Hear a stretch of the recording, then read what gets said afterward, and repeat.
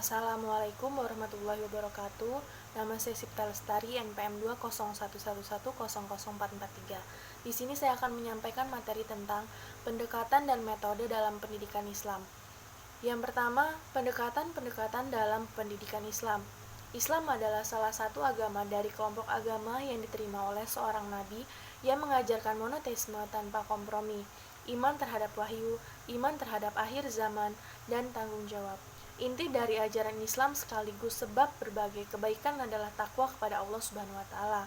Takwa adalah perbuatan menjalankan perintah Allah dan meninggalkan larangannya yang dilandasi oleh rasa takut, harap, dan cinta kepada Allah Subhanahu wa taala. Yang kedua, pengertian dan pentingnya metode dalam pendidikan Islam. Yang pertama, pengertian metode.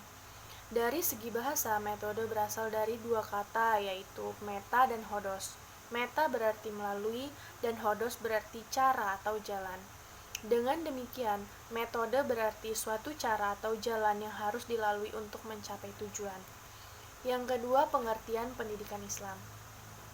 Pendidikan Islam adalah pendidikan yang berasaskan ajaran atau tujuan agama Islam dalam usaha membina dan membentuk pribadi-pribadi muslim yang bertakwa kepada Allah Subhanahu wa taala, cinta dan kasih kepada kedua orang tua.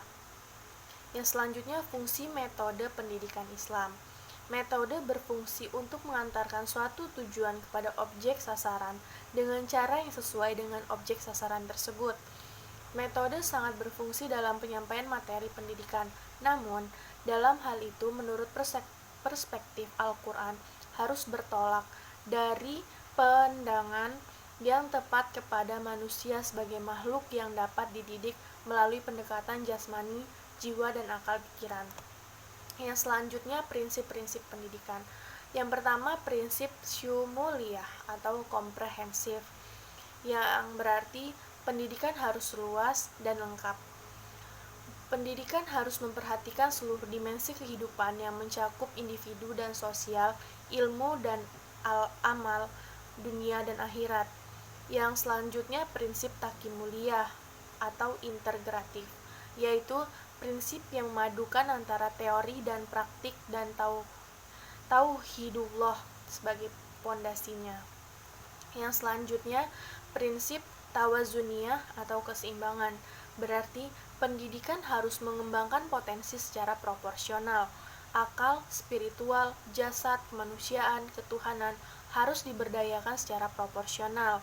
Yang selanjutnya, prinsip wasaliyah atau kemediaan, berarti pendidikan bersifat mediasi. Proses pendidikan benar-benar harus membelajarkan, bukan hanya menyampaikan ilmu, namun melakukan bimbingan secara intensif. Azas-azas pendidikan. Yang pertama, pengertian azas pendidikan, yaitu azas perkembangan dan pertumbuhan dalam kehidupan yang berkeseimbangan antara kehidupan duniawiyah dan ukhrawiyah, jasmaniyah dan rohaniyah. Dalam Kamus Besar Bahasa Indonesia, kata asas bermakna suatu kebenaran yang menjadi pokok dasar atau tumpuan berpikir atau berpendapat. Yang selanjutnya, azas pokok pendidikan. Yang pertama, azas Tutwuri Handayani. Azas Tutwuri Handayani yang kini menjadi semboyan Depdikbud. Asas maupun semboyan Tutwuri Handayani dikumandangkan oleh Ki Hajar Dewantara itu mendapat tanggapan positif dari Dr. Andes R.M.P. Sustra Kartono, dan kini tiga semboyan tersebut telah menyatu menjadi tiga kesatuan. Yang pertama, ing rasa sung tulada, yang artinya jika di depan menjadi contoh. Yang kedua, ing madya mangun karsa, yang artinya jika di tengah-tengah membangkitkan kehendak, hasrat adalah motivasi. Yang ketiga, tutwuri handayani, yaitu jika di belakang mengikut dengan asas. Yang selanjutnya, asas belajar sepanjang hayat. Pendidikan seumur hidup merupakan konsep. Oleh karena itu, UNESCO Institute for Education UA Hamburg menetapkan suatu definisi kerja, yaitu pendidikan seumur hidup adalah pendidikan yang harus meliputi yang pertama, meliputi seluruh hidup setiap individu. Yang kedua, mengarah kepada pembentukan, pembaharuan, peningkatan, dan sikap yang dapat meningkatkan kondisi hidupnya. Yang ketiga, Tujuan akhirnya adalah mengembangkan penyadaran diri setiap individu. Yang ketiga, asas kemandirian dalam belajar. Perwujudan asas kemandirian dalam belajar akan mendapatkan guru dalam peran utama sebagai fasilitator dan motivator. Macam-macam asas pendidikan. Yang pertama, asas sejarah atau histori. Faktor sejarah dianggap sebagai salah satu faktor budaya yang paling penting yang mempengaruhi filsafat pendidikan. Misalnya, kepribadian nasional yang menjadi dasar filsafat pendidikan. Yang kedua, asas sosial. Aspek sosial pendidikan dapat digambarkan dengan memandang ketergantungan antara individu yang satu dengan individu yang lainnya. Dimensi-dimensi dalam sosial pendidikan antara lain, yang pertama, fungsi sosial yang dimainkan oleh pendidikan yang berlaku di sekolah, misalnya pewarisan budaya dari generasi tua ke generasi muda. Yang kedua, ciri-ciri budaya yang dominan dalam kawasan tertentu di sekolah. Yang ketiga, faktor organisasi dari sistem birokrasi. Yang keempat, sistem pendidikan. Yang asas selanjutnya yaitu asas ekonomi. Dalam bidang ekonomi yang sangat relevan dalam pendidikan biasanya adalah hal-hal yang berkaitan dengan investment dan hasilnya. Artinya, kalau modal yang ditanamkan sekian, maka mengharapkan keuntungan dari hal itu. Yang asas selanjutnya yaitu asas politik dan administrasi. Salah satu aspek politik yaitu ideologi. Asas ini sangat berkaitan dengan pendidikan, karena jika sistem pendidikan berubah, maka administrasinya pun ikut berubah. Faktor-faktor yang menyebabkan berkembangnya administrasi pendidikan antara lain, yang pertama, beralihnya status lembaga pendidikan. Yang kedua, perluasan pendidikan di daerah-daerah tertentu. Yang ketiga, perubahan dan perkembangan yang berlaku pada sifat-sifat pengajaran dan tujuan pendidikan. Yang keempat, menggunakan metode perencanaan ilmiah bagi pertumbuhan ekonomi, sosial, dan budaya. Yang kelima, asas psikologi.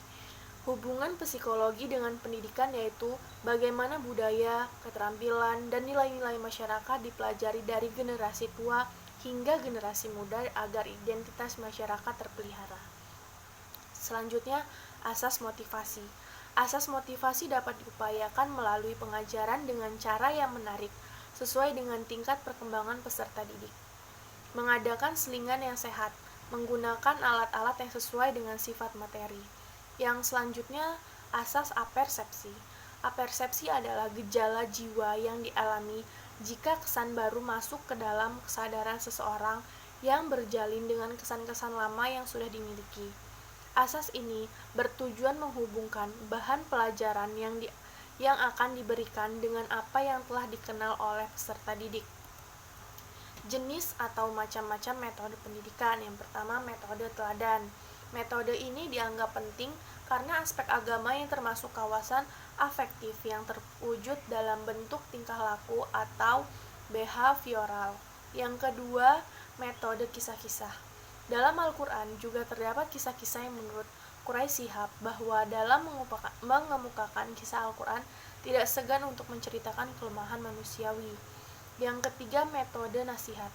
Di dalam Al-Quran terdapat kalimat-kalimat yang menyentuh hati untuk mengarahkan manusia kepada ide yang dikehendaki.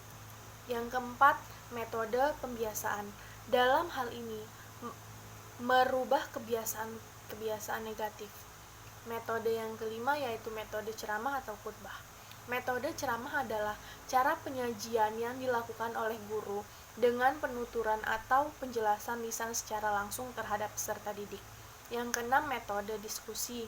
Metode diskusi dalam mendidik dan mengajar manusia dengan tujuan lebih memantapkan pengertian dan sikap pengetahuan mereka terhadap suatu masalah. Yang terakhir, metode tanya jawab. Metode tanya jawab adalah cara penyajian pelajaran dalam bentuk pertanyaan yang dikemukakan oleh guru yang harus dijawab oleh siswa. Sekian materi yang bisa saya sampaikan. Saya ucapkan terima kasih. Wassalamualaikum warahmatullahi wabarakatuh.